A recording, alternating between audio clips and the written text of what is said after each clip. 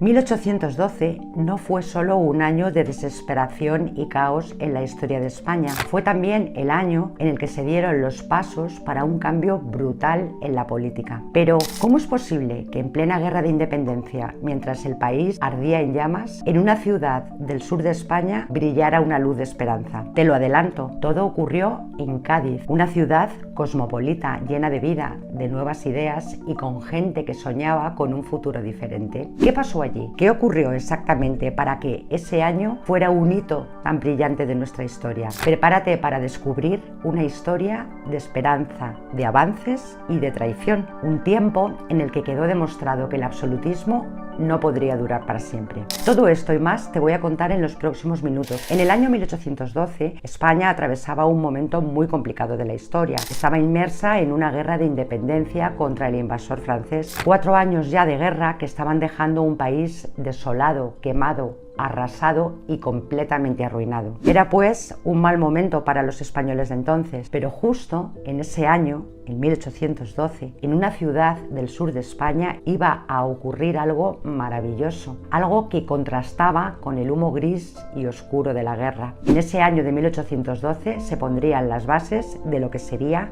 una nueva forma de régimen político. El año 1808 es un shock en la historia de España. Napoleón invade el país, retiene a los Borbones españoles en Francia y pone en el trono de España a su hermano José, que reinó brevemente como José I. Pero los franceses no contaban con algo: el levantamiento en masa de la población española contra aquella invasión. Levantamiento que dio lugar a la guerra de independencia más sangrienta y asoladora de nuestra historia. No vamos a entrar en las fases de la guerra, ya lo tienes en otro vídeo. Nos vamos a ir directamente a ese año de 1812, en concreto a esa ciudad preciosa de Andalucía, Cádiz. Justo ese año y en ese lugar arranca la historia que voy a contarte. Cádiz era una de las ciudades más cosmopolitas de España y fue el lugar elegido para reunir unas cortes que, aisladas del resto del país y de la terrible guerra que lo asolaba, iban a realizar el tránsito del antiguo a un nuevo régimen. Aquellas cortes finalmente consiguieron reunirse. Había diputados de muchos lugares: gallegos, catalanes, valencianos, americanos. Entre ellos había clérigos, nobles, abogados, funcionarios, militares, comerciantes. En el mismo momento en que se iniciaron las sesiones, quedaron aprobadas la soberanía nacional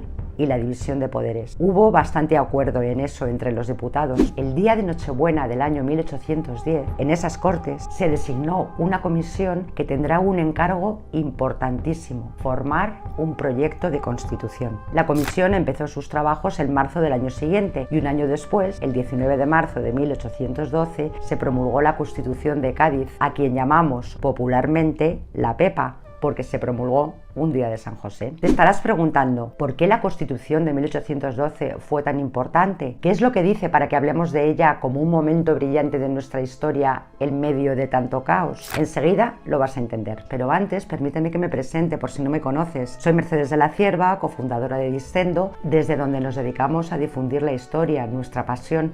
Lo hacemos por muchos canales, como este, al que, por cierto, te invito a suscribirte para que estés totalmente al tanto de todo lo que publicamos. Para empezar, te diré que es un texto bastante largo, que tiene 384 artículos. Está dividida en 10 títulos, cada título a su vez en capítulos, cada capítulo en artículos y cada artículo en apartados. Como ves, todo muy organizado, muy ordenado. Los títulos tratan asuntos como España, los españoles, las Cortes, el rey, los tribunales, el gobierno y la administración, la hacienda, las Fuerzas Armadas, la instrucción pública y la observancia de la propia Constitución. Primero se habla de España y de los españoles. El artículo primero define España como la reunión de todos los españoles de ambos hemisferios, es decir, incluye a América. Se dice también que España no puede ser patrimonio de ninguna familia o persona. La cuestión de la soberanía nacional queda definida al decir que ésta reside en la nación. En cuanto al rey, dice cosas como que su figura es sagrada e inviolable y en una serie de apartados define sus funciones. Pero, y esto es lo más interesante, el artículo 172 lleva por título las restricciones de la autoridad real, es decir, limitan su poder. Si el rey necesita la aprobación de las Cortes para prácticamente todo cuanto vaya a hacer, desde declarar una guerra, subir los impuestos y un montón de cosas más. En los títulos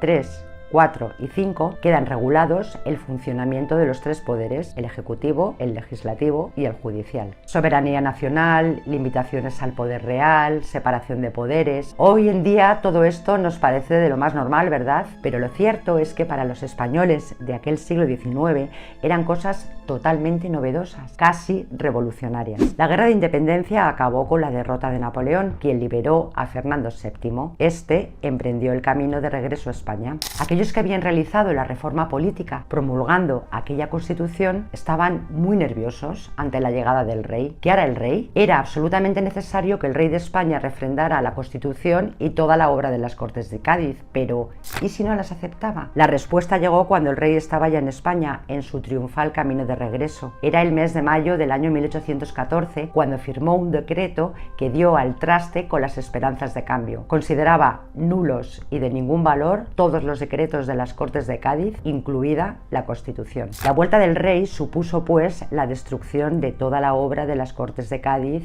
y el retorno al régimen de España de 1808. Como decía Gramsci, parecía que lo viejo no terminaba de morir y lo nuevo no terminaba de nacer. Pero lo cierto es que lo que había pasado en Cádiz demostraría tener mucho más arraigo de lo que parecía, y con Fernando VII el absolutismo dará sus últimos coletazos. Pero esa es otra historia. Por cierto, si quieres conocer todos los pormenores de la Guerra de Independencia, te recomiendo que veas el vídeo en el que lo contamos.